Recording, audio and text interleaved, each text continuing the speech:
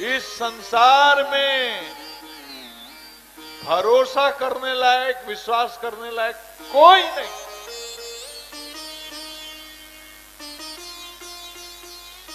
एक जन्म देने वाली मां के हृदय में भगवान ने पता नहीं कौन सा भाव भर दिया है। वो निस्वार्थ अपने पुत्र से, अपनी संतान से प्यार करती है। इसके बाद के जितने रिश्ते हैं सब स्वार्थ पर आधारित हैं। और शास्त्र, भगवान, गुरु और सच्चे संत, इन चार को छोड़ करके कभी किसी पर भरोसा करने लायक है ही नहीं। आप सोचोगे कि हम कड़वी बात बोल दिए कि भाई पर नहीं, अरे सगा भाई है, भाई पर विश्वास न करें, हम ये नहीं कर रहे हैं। भाई तो भरत की तरह भी हुए हैं, भाई तो लक्ष्मण की तरह भी हुए हैं, भाई राम की तरह भी हुए हैं। लेकिन कलयुग में टॉर्च लेकर घूम लो, एक भरत मिलने वाला नहीं, न एक लक्ष्मण मिलने वाला है, न एक राम मिलने वाले हैं। जब तक आपसे स्वार्थ है, जब तक आपका भाई का प्रेम है, जिस दिन स्वार्थ खत्म होगा कुछ नहीं। 60 वर्ष की उम्र कब का मैं पार कर गया, जीवन भर इसी समाज में रहा हूं। किसान का बेटा, आपका भाई, आपके घर का, आपकी माटी का। मैं अनुभव की बात बोलता हूं।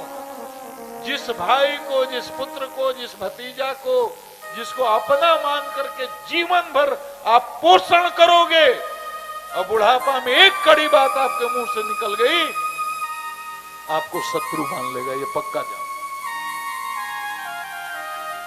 हमने वो समय भी देखा है 50 साल पहले गांवों में,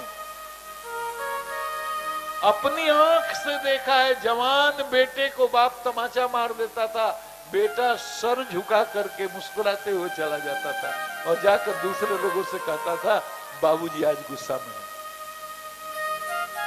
और है किसी को हिम्मत, अपने जवान बेटा को तमाचा मार करके दिखाओ। बहुत संस्कारी होगा, हो सकता है कि आपको जवाब न दे, लेकिन उसके मन में आपके प्रति जो भाव होगा वो प्यार वाला भाव नहीं होगा। और जिस दिन आपने दूसरा तमाचा मार दिया, तीसरा तमाचा मार दिया, तो आजकल के बच्चे तो आत्महत्या, कुछ नहीं कर सकते, आत्महत्या कर लेंगे।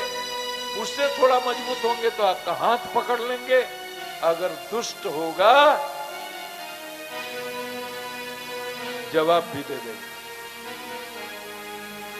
केवल सच्चे गुरु पर, सच्चे संत पर और ईश्वर पर विश्वास रखना चाहिए। भगवान के अलावा कोई आपका नहीं है मैया, कोई नहीं। अरे मैंने पुत्रों को नालायक होते हुए देखा है। 80 साल 90 साल की मां को जो उठ नहीं सकती, चल नहीं सकती, इंजीनियर बेटा जाकर के अनाथालय में डाल देता है, अपनी बीवी की चापलूसी करता है। अपने बच्चों को खिलाने के लिए, बीवी का भरण पोषण करने के लिए उसके पास सभी साधन है, लेकिन 90 साल की मां को अपने साथ रखने के लिए साधन नहीं।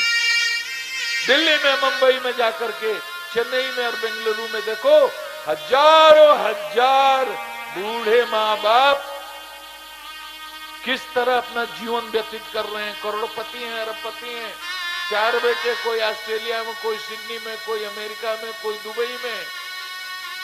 और 80 साल 90 साल के बूढ़े बूढ़ी नौकर के सहारे अपना जीवन चला रहे हैं। कई बार तो मर जाते हैं। लाश से जब बदबू आने लगती है तो पड़ोसी कोई फोन करता है पुलिस को, तो फ्लैट तोड़ करके उनकी लाश निकाली जाती है। और खबर होता है तो साथ में भी और अंतिम संस्कार करने के लिए आने के लिए भी पुत्रों को समय नहीं है।